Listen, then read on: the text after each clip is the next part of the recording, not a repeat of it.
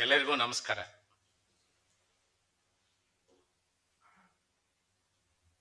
Mister Aakar Patel, mister Syed Sadatullah Huseni,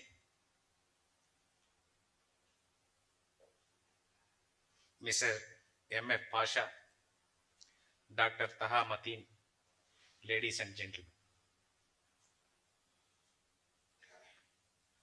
Both the speakers and also Mr. MF Pasha presented their views on the topic in different dimensions.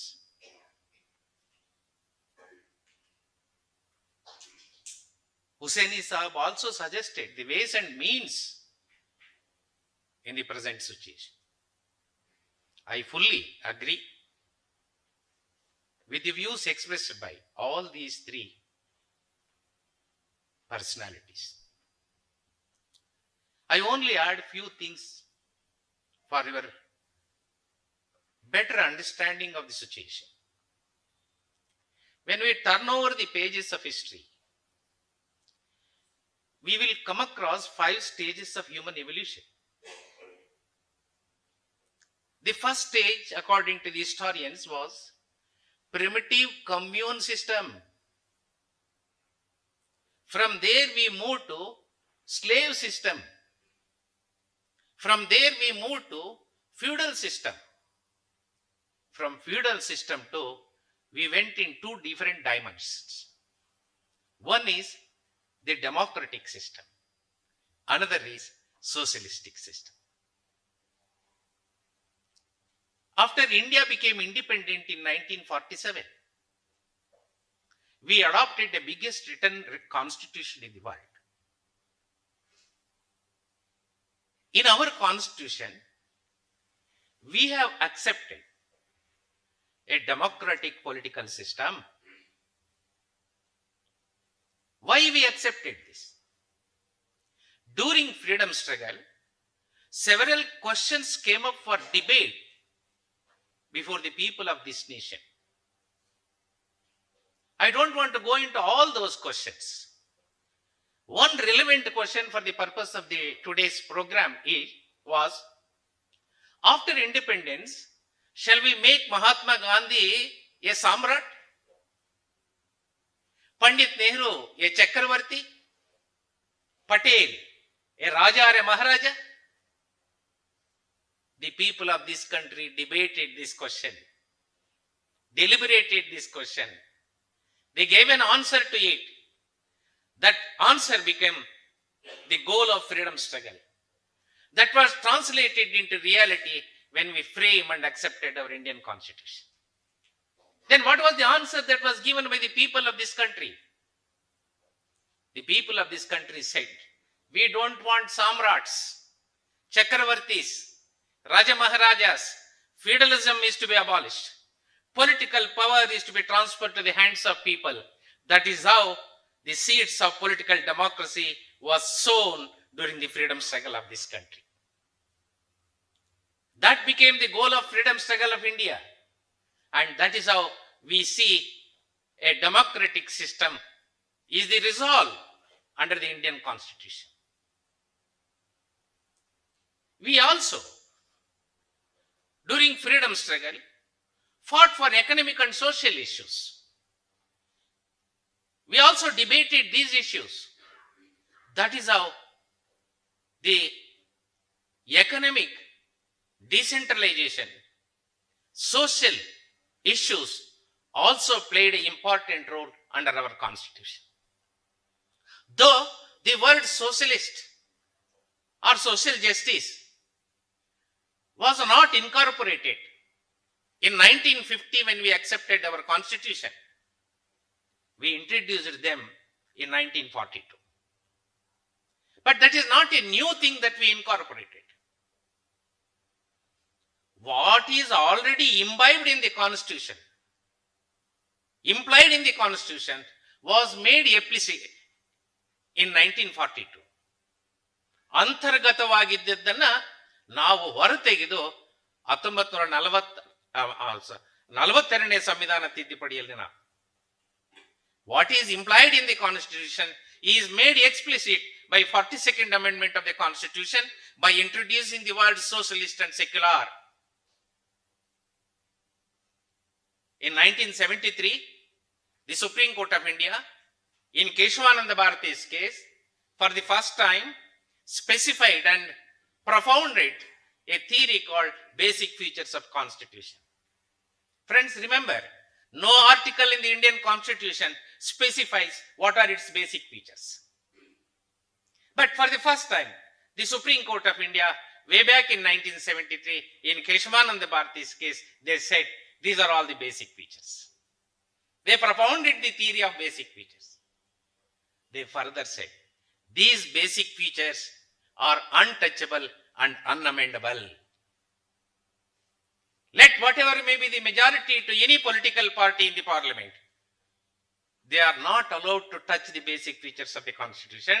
They are not allowed to amend the basic features of the Constitution. That is the reason why still, whether some people like it or not, we are having and continue to have it, the basic features of the Indian Constitution. One such basic feature is democracy. What type of democracy? It is a parliamentary type of democracy. We all, as students, heard, listened, came to know democracy means for the people, by the people, to the people. That's what Abraham Lincoln has said. I'm not disputing that fact. But my experience as student of law and a student of Indian Constitution, my understanding of democracy is democracy means and includes under the Indian Constitution democratic institutions, democratic rights, and democratic reforms. Under our Constitution, we have built democratic institutions. There is Parliament which is empowered to enact laws for the entire nation. We are having Vidhan Sabha here which is empowered to enact laws for the state. These are the legislative bodies that we have built. There is central government, state government, district administration, taluka administration, and Grama Panchayati, the executive institutions. We have Supreme Court, High Court, District Court, and Taluka Court, judicial institutions. These are the democratic institutions that we have built after India became republic under the Indian Constitution. 130 crore population of this country are directly or indirectly are participating in these democratic institutions on day-to-day basis. Our Constitution provides democratic rights. Right to equality, right against exploitation, right to constitutional remedies, right to religion, freedom of speech and expression, freedom to travel, freedom to occupation, freedom to profession, freedom to residence. We provided these basic rights under the Indian Constitution. The people of this country have enjoyed these basic rights. It is not just that. In the field of agriculture, industry, service sector, education, health, culture, language, we brought about reforms. I call them as democratic reforms. Because of these democratic rights, democratic institutions, and democratic reforms, the living conditions of the people in this country has improved to a large extent. I do not subscribe to the argument that after India became independent and republic, nothing is achieved. We have achieved. We have built democratic institutions. We allowed the people to enjoy the democratic rights. In different fields, we have brought democratic reforms. In 1947, when India became independent, we had only 15 to 16% literacy rate in this country. Today, we are having almost 80% of the people are literates in this country today. It is no small achievement. In 1947, nearly 70% of the India's population were below poverty line. Today, we brought down to 21%. As Patel said, now it has gone to 23% because of COVID and other measures taken by the government. This is no small achievement. In 1947, our food production was only 50 million tons per annum. Today, we have taken up our annual food production to 295 million tons. Then we were importing food. Today, we are exporting food. In space technology, atomic energy, in service sector, in defense, in many number of areas, India is one among the top 10 in the world. That is because of the Indian Constitution. Despite all these achievements, I am conscious of the fact that the nation is facing both problems and challenges. Problems like poverty, hungry, some illiterates, joblessness, agriculture crisis, industrial crisis. I am not a pessimistic. I am optimistic. I am sure if we all work together unitedly, if we work little more, if we bring certain reforms in our governance by using modern scientific achievements, I am sure that we can solve our problems within few years. But there are also challenges to the country. Terrorism is one challenge. Communalism is one challenge. Fundamentalism is one challenge. Criminalization, corruption, cultural degeneration are some of the challenges that country is facing. These challenges cannot be combated by individuals. We have to, that's what Hussein Isab said, the need of the hour is to come together. Irrespective of our differences, irrespective of our forums, irrespective of our ideologies, we all required to come together and march in the path of Constitution. That is the need of the hour. Unless we do that, it is not possible to combat the challenges the country is facing. In such a situation, we are required to examine how the democratic institutions are being weakened. Our elders have built institutions, have strengthened institutions, allowed the people of this country to participate in these democratic institutions. Today, they are weakening day by day. More and more crorepati's, 82% of India's parliament composition consists of crorepati's. 43% of India's parliament composes criminals. 54% of the parliamentarians are having real estate background, industrial background, and family hereditary background. That is the reason why in parliament bills are not being debated.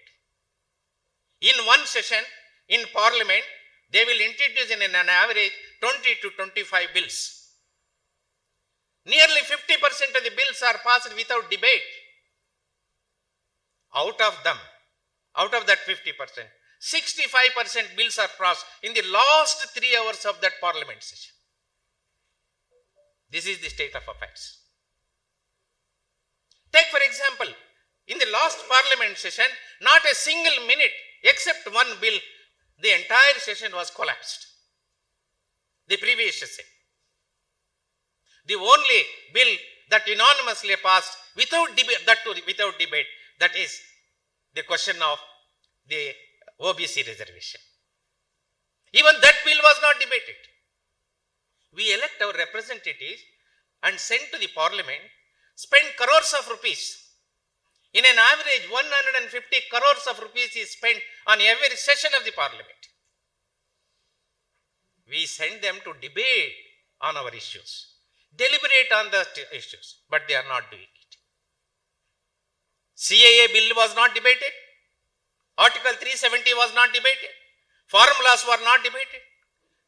Even while withdrawing those bills, there was no debate. This is how every time there is galata, there is gadla, there is shouting, there is dharna, there is protest. More than 32 minutes of parliament time is wasted in this. There is no respect for dissent. There is no tolerance for different opinion. This is how our democratic institution, not only parliament, but also the state legislatures are all working in this country. This is very dangerous to democracy. Without these democratic institution, you cannot expect a democracy. Similarly, I told you constitution provide democratic rights. But what we are doing? We are losing our rights today. Freedom of speech and expression is a fundamental right, guaranteed under the constitution. It is a justiciable right. You can enforce that right. For the last several decades, we have enjoyed that right. The courts have interpreted what is meant by freedom of speech and expression. Even yesterday also in one meeting I told, freedom of speech and expression includes freedom to express my view. Freedom to express dissenting view. Freedom to criticize. Freedom to question. Freedom to keep silent. But today you cannot question the government. You cannot criticize the government. You can't express a different opinion to the government opinion. If you do so, they will use the either sedition law or UPA law and register a case and put you behind the bars. It is not just, they don't stop there. In the name of encounter, they are killing the people. This is how we are losing our democratic rights. Freedom of religion. Right to religion is a fundamental right under the Indian Constitution. In many number of judgments, the judiciary has explained freedom of religion or right to religion includes right to accept, profess and practice a religion of my choice. It also includes to change religion. It also includes to propound a new religion. It also includes to declare that I belong to no religion. But what is happening today? Every program, every planning, every law, every rule is enacted on the basis of religion, on the basis of religious prescriptions. For malnutrition children, what type of food that we are required to give? Is it not a matter to decide by doctors, scientists? But religious leaders are dictating and taking away the small egg from the plate of a small child. There I say, religion mixes with politics. This is not secularism. In Bommai's case, the Supreme Court said, what is meant by secularism? Equal treatment of religions is not secularism. Separation of religion from politics is secularism. State shall not have its own religion is secularism. These state policies and rules that they make, laws that they enact, shall not be influenced by religious prescriptions. But we are giving a goodbye to it and bringing religion into the state policy. That is the reason why I say CAA is an undemocratic legislation. Article 370 is an undemocratic legislation. Like that, so many undemocratic legislations we are seeing. We are losing our democratic rights, or on the other hand, we are seeing undemocratic reforms in this country. There is no debate in the country on the question of our life and our living conditions. But emotional issues have dominated the public debate. Recently, yesterday, our local representatives, local body elected representatives, voted for 24 MLC posts in Karnataka. I think you all remember that. Campaign went on for nearly 22 days. Have you heard any time in the newspapers or any other source, any issue debated in these elections relating to unemployment, atrocities on women, Dalits, agriculture crisis, farmers committing suicide? No. On the other hand, this one newspaper announced a list containing this political party offered 70,000 rupees per single vote in this election. Next, the another political party offered 75,000. Next, another political party offered 60,000. And they gave district wise. In Kolar district, this is the rate. In Mangalore district, this is the rate. In Raichur district, this is the rate. In Bangalore urban, this is the rate. Rural, this is the rate. But unfortunately, my friends, next day or the third day, I have not read in the newspapers. No political party denied that statement. This is the reality. This is how our elections are influenced by money power and caste power, religion and muscle power. Unless and until we make free these things, there is no scope for democracy. As Hussein Saab said, the crisis in democracy is not only confined to India, but it's a global crisis. The developments in America, the developments in UK, German, Australia, and many other countries, you just examine for a while, everywhere the democracies have cracked. Despite all this crisis and crack in democratic political systems, I have not heard anywhere what is alternative to democracy. Nobody is speaking about alternative to democracy. I too have no alternative to speak and to place before you what is alternative. At one time we have seen, for a primitive communism, we found out slavery as alternative. For slavery we have seen feudalism is alternative. For feudalism we have seen democratic system is alternative. But democratic system is in crisis, but we can't look at socialist system. Because what happened in Soviet Union? What is happening in China? What is happening in some of the communist and socialistic countries? Taking these factors into consideration, in my humble submission to this gathering is, we have to correct the mistakes in democratic system, improve the correct system, and we have to take it forward. I always believed in one thing. Yes, I am not saying for a moment that you should not tap the doors of courts. Legal battle is also one of the battles that brings about certain changes. It is the Keshwananda Bharati's case which has laid down, propounded the theory of basic features of constitution. That is how still we are enjoying, whether it is democracy, secularism, social justice, pluralism, protection to the minorities, fundamental rights, decentralization of powers, these basic features still we are enjoying. From Keshwananda Bharati till today, the courts went on improving the list of basic features of the constitution. There is need further to improve that. Courts have contributed much. Prior to Bommai's case, elected state governments are dismissed for more than 100 times. Whether a political party is enjoying the majority or not is tested before the Indian Rajabhavans. That has been put an end. Floor of the house is the place only where you have to test the majority of a political party. That is the reason why in Bommai's case, to some extent, this democracy was protected. But unfortunately, the recent some of the judgments, it gives me a most unsatisfactory opinion about the Indian.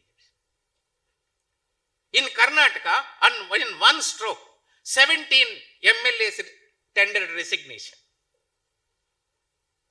We elected them for 5 years.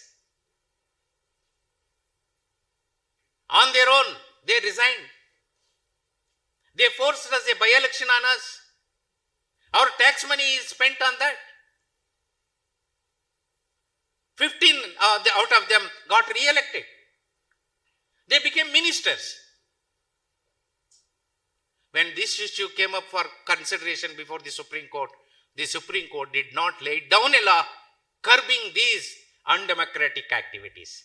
Supreme Court lost a great golden opportunity where they should have laid down the law and put an end to this type of political developments.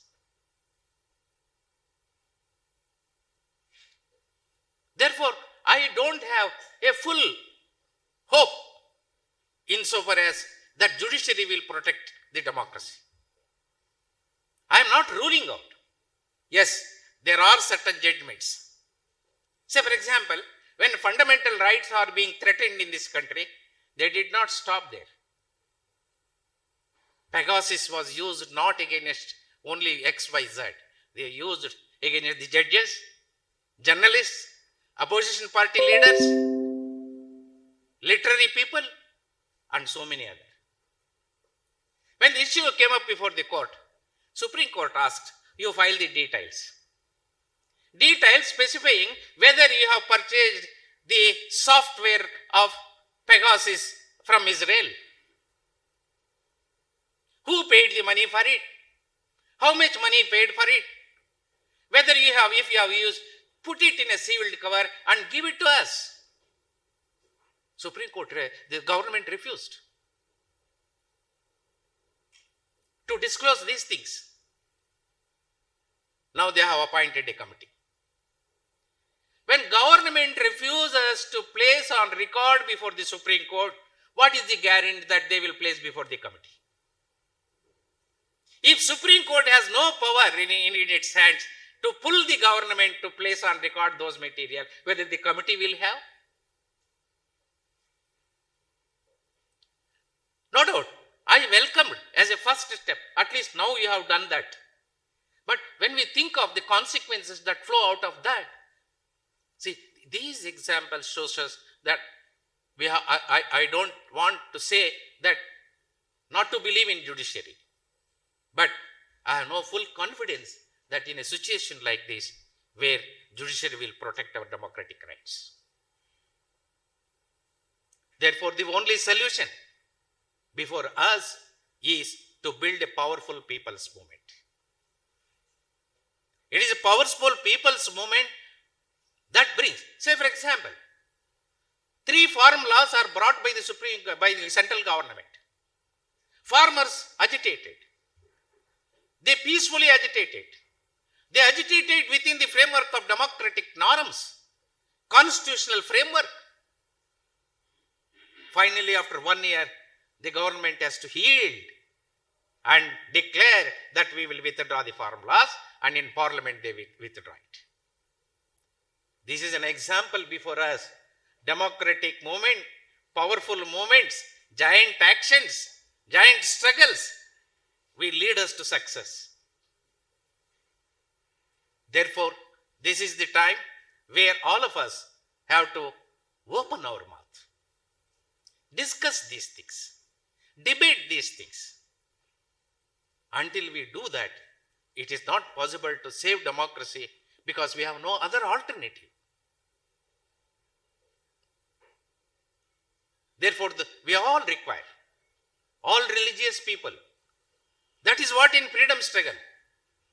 It is not only the Hindus' blood that flowed during the freedom struggle.